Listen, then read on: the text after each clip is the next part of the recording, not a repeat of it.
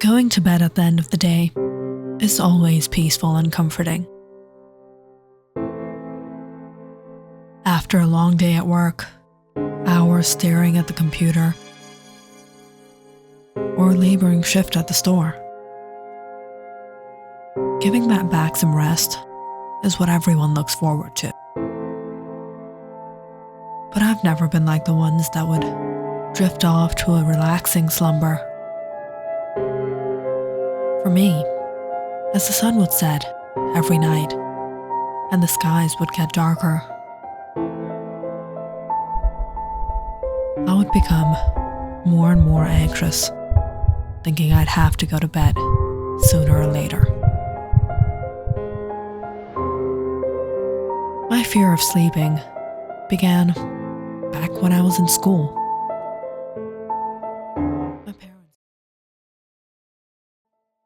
My parents moved me into my own bedroom.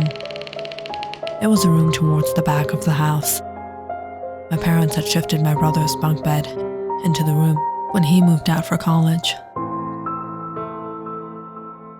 But even though he wasn't living with us, he still wouldn't give me the bottom bunk.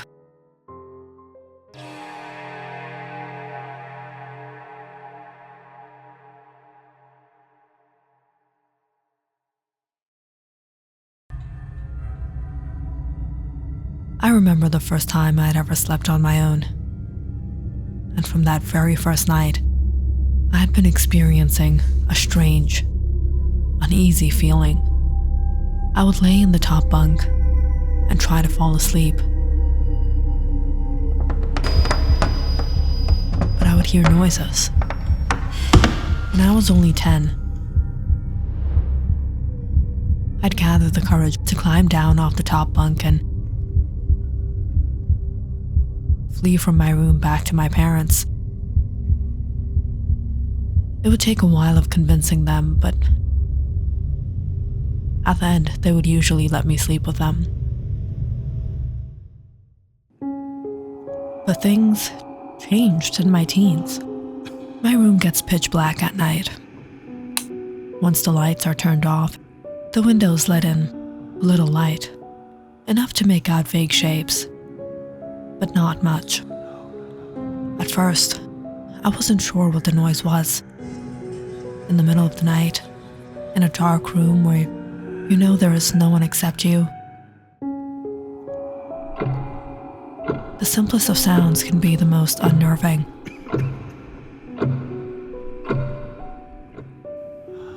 Over the years, I've realized that it was the sound of the bed sheets on the bottom bunk.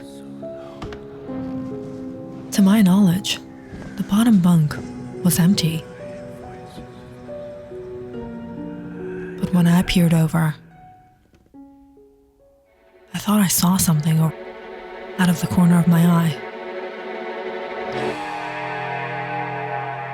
Something that quickly withdrew. Something that wished to be unseen. I flipped back over my bed and lay there in disbelief, trying to convince myself that my fevered imagination was running wild in my mind. I faced the wall and covered my head with the blankets, trying to fall asleep as quickly as I could. The rustling noise of the bed sheets steadily began to increase, until there was no way to convince myself there was nothing there. Whatever was there was lurking in the bottom bunk and tossing violently from side to side.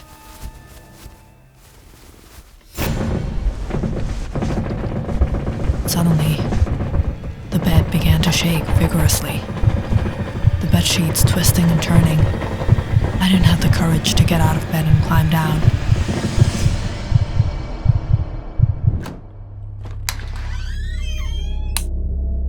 Tom, what are you doing at this time of the night? Mom, there's something in the bottom bunk. Tom, you're not a kid anymore. Go to sleep. The next day, I went down to the backyard. and looked at my bedroom window. Every look at that window would have the hairs on the back of my neck standing.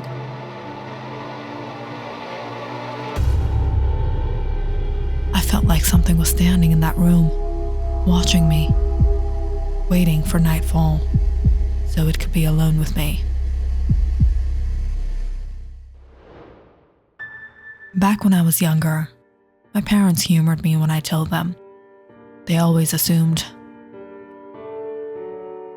it was just my childish fears of the dark, and I'd get over it once I was older. But once I was older, they began forcing me to sleep by myself. They never believed me.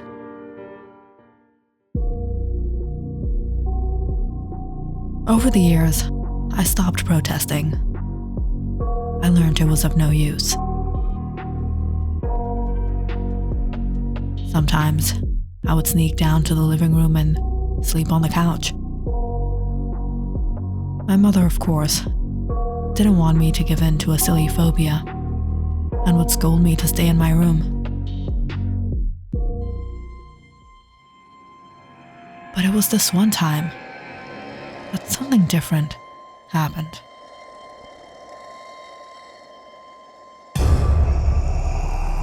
I began to hear a slow, rasping breath coming from the bottom bunk.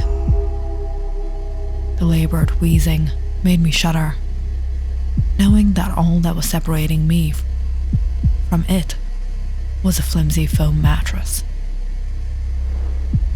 I've often wondered if it was the truth or if it was all in my mind.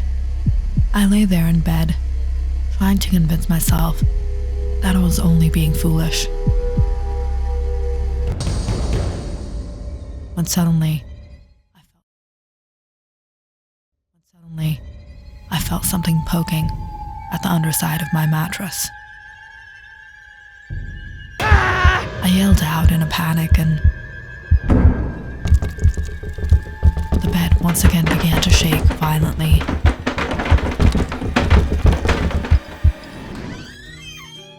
Both my parents rushed in and turned on the lights. They were furious when I told them what happened. They thought I had gone insane or was playing a prank. But night after night, I would wake up to the same sound. There was no use of calling out for help when no one believed you were in trouble in the first place.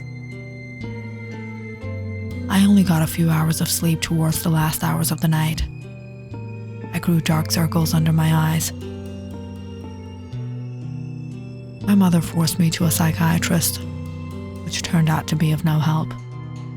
The doctor convinced my mother even more that I was suffering from a phobia, and nothing I explained could actually be true. It was all in my head. Not only was it frustrating and difficult for me, my parents became awfully worried as they saw my health began to deteriorate. During this time, my grandmother fell sick, and my mother went over to stay at her house and take care of her. I knew no one believed me, but I knew my mother had a soft spot for me, and even if she didn't believe me, she was still a little doubtful. Now that she wouldn't be in the house at all meant that there would be no one to take my side, the slightest bit.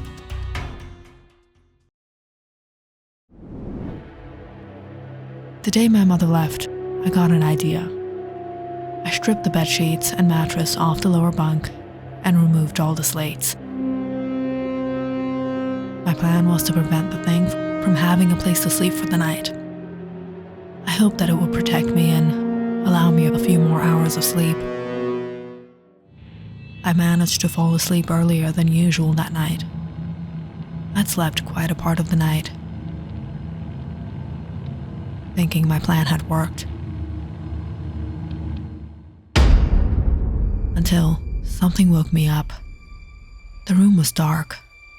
There was no noise. There was no rustling sheets in the bottom bunk. I couldn't sense any other movement in the room. But something didn't feel right.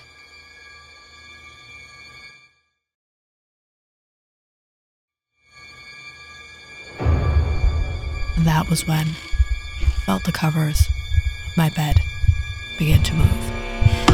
The petrifying truth dawned on me. Whatever it wasn't in the bottom bunk. It was in my bed. I was too afraid to scream. I couldn't imagine what it could do if I made the slightest noise. My eyes were wide open in terror as I lay there in my bed, motionless. I pretended to be asleep. I didn't want to let it know I was aware of its presence. I felt it laying beside me. It brushed along my right arm. It felt like something rough yet slimy at the same time. I bore through the last hours of the night, too frightened to move a muscle. And near dawn, I found myself at my breaking point. I couldn't take the pressure any longer. Ever so gently, I tried to inch my way out from under the thing. I slowly shifted my weight and moved sideways. Just as I thought, I had made my way out. It moved. The thing moved.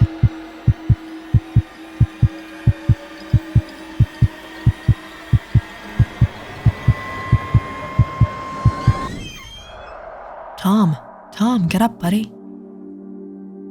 Dad? Are you okay? Yeah, I'm fine.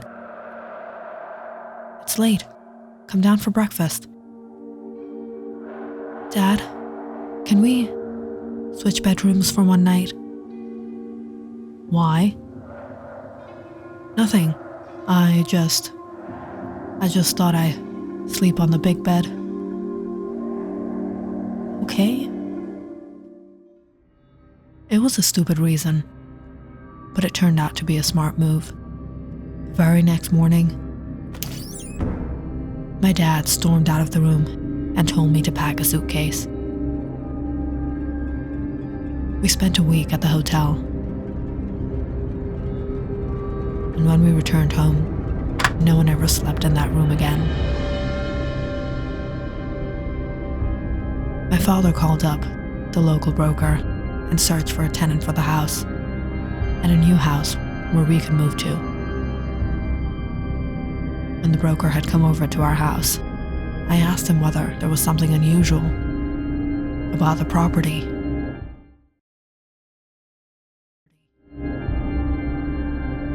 The broker told me there were a few rumors that went around town about one of the previous owners of the house. There was an old woman that used to live there.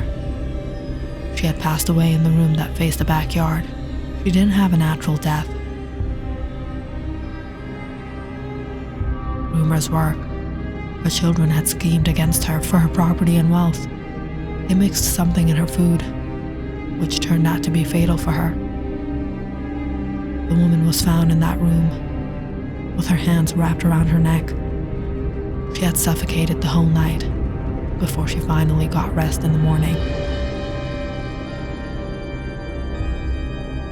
I hadn't told the broker what I had experienced in that room, knowing that he probably wouldn't be able to rent out the house to anyone after us.